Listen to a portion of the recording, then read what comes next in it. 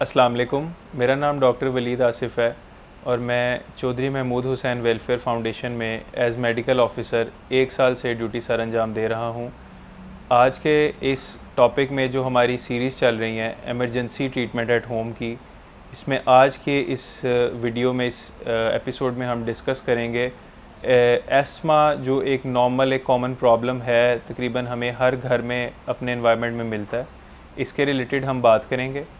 ये भी एक एमरजेंसी की सूरत में हमारे पास समटाइम्स प्रेजेंट करता है पेशेंट, जिसमें पेशेंट को शॉर्टनेस ऑफ ब्रेथ हो रही होती है, यानी कि सांस पेशेंट का रुक रहा होता है, उखड़ रहा होता है। पेशेंट को सीने पे जकड़ाव महसूस होता है और ऐसा लगता है कि जैसे पेशेंट का सांस अभी रुक जाएगा। पेशेंट बहुत ज़्यादा ऑक्सीजन की कमी की वजह से समटाइम्स साइनोज्ड भी होता है।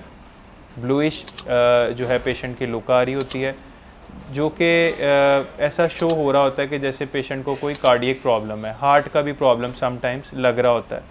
लेकिन बेसिकली वो एस्मा की एक्यूट एक्सेसरबेशन होती है, जो कि एक नॉर्मल चीज़ है।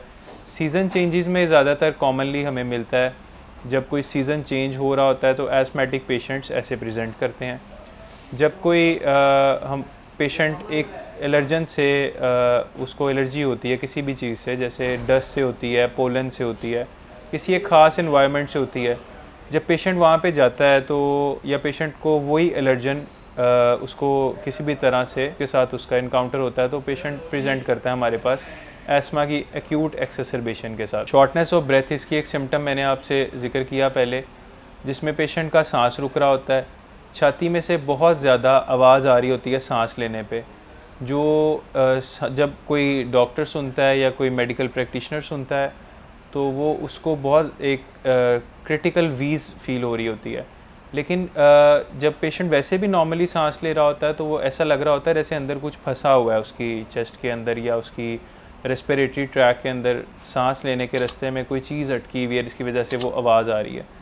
लेकिन असल में वो जो होता है आवाज़ का आना, वो फेफड़ों के अंदर जो छोटी छोटी नालियाँ होती हैं उनके अंदर तंगी की वजह से वो आवाज़ आ रही होती है। एस्मा बेसिकली एक रिएक्शन है बॉडी का, जो बॉडी देती है किसी भी एलर्जन को, टॉक्सिन को। बॉडी एक रिएक्शन दे रही होती है अपनी प्रोटेक्शन के लिए, ताकि अगर एक पेशेंट ने इनहेल कर भी लिया कोई एलर्जन तो वो ज़्यादा मिकदार में ना इनहेल कर सके, तो बॉडी रास्ता ही तंग कर देती है सांस लेने का। ये एक नेचुरल डिफेंस मैकेनिज़्म है। लेकिन एस्मेटिक पेशेंट्स में ये एग्रेवेट हो रहा होता है, ये नॉर्मल से ज़्यादा आ रहा होता है। तो अब इससे प्रिवेंशन के लिए हमने ये करना होता है कि हम एस्मेटिक पेशेंट्स को नॉर्मली सीज़न चेंजेस के अंदर एडवाइस करते हैं कि वो एक तो अपनी दवाई, अपना इनहेलर ना छोड़ें किसी सूरत भी। सेकेंडली, जो एलर्जन से उनको प्रॉब्लम होता है, जिस भी एलर्जन से किसी को कोई एलर्जी है, वो अपनी मैक्सिमम कोशिश करे कि वो एलर्जन से दूर रहे। जैसे सम टाइम्स लोगों को होती है एलर्जी, जो पोलन्स होते हैं, जो फूल या पत्ते होते हैं, फूलों के अंदर जो पार्टिकल्स होते हैं उनसे एलर्जी होती है कुछ लोगों को। वो एलर्जी जब भी वो पोलन इनहेल करेंगे, सांस लेंगे, पोलन उनके साथ अंदर जाएंगे, तो वो एस्मा की एक्यूट एक्सेसरबेशन के साथ हमारे पास प्रेजेंट करते हैं। हमने अवॉइड कराना होता है कि वो एलर्जन को उसका इनकाउंटर कम से कम हो उस पेशेंट का। सेकेंडली, सीज़न चेंजेस के अंदर वो अपनी मेडिकेशन ज़रूर यूज़ कर रहा हो, चाहे वो ऑरल फॉर्म में, दवाई की फॉर्म में, या वो इनहेलर की फॉर्म में, किसी भी फॉर्म में वो ज़रूर यूज़ कर रहा हो पेशेंट। लास्टली ये है कि जब भी पेशेंट को ऐसा अटैक हो जाए एस्मा का, तो आपने करना क्या होता है? आपने सबसे पहले, अगर आपके पास घर में पल्स ऑक्सीमीटर्स होते हैं, जो कि नॉर्मली अब हर घर में मौजूद होते हैं, पल्स ऑक्सीमीटर आपने उंगली पे लगा के देखना है कि उनकी सैचुरेशन क्या आ रही है, ऑक्सीजन की मिकदार खून में कितनी है।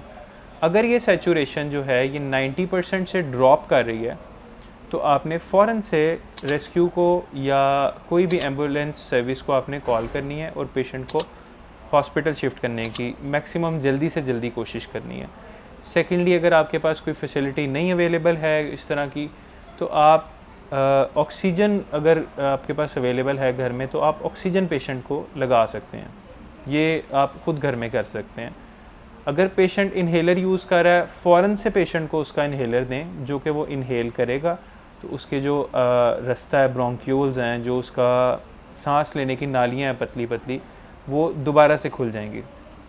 उसका सांस बहाल हो जाएगा, ऑक्सीजन की मिकदार बढ़ेगी खून में, सिम्टम्स ड्रॉप करना शुरू हो जाएंगे, सिम्टम्स कम होना शुरू हो जाएंगे। ऑक्सीजन आप घर पे देंगे, आप उनको उनका इन्हेलर यूज़ करवाएंगे।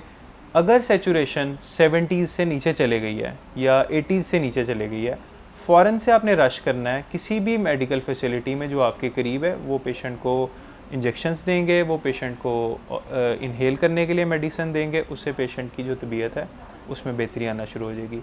एक रिक्वेस्ट है मेरे सब व्यूअर्स से, सब जो भी हमें सपोर्ट करते हैं, देखते हैं, कि हमारे जो चैनल्स हैं वो यूट्यूब पे, फेसबुक पे, इंस्टाग्राम पे CMH के फ्री डिस्पेंसरी के नाम से बन चुके हैं, जो कि आप लाजमी सब्सक्राइब करें, शेयर करें और लाइक करें, ताकि इस नोबल कोर्स को स्प्रेड करने में जितना हम हेल्प कर सकते हैं लोगों की, वो उतना करें। डॉक्टर वलीद आसिफ़ को इस वीडियो में इजाज़त दीजिए। एक नई वीडियो में अगले एपिसोड में एक नए पैगाम के साथ दोबारा हाज़िर होंगे। अस्सलाम वालेकुम रहमतुल्लाह।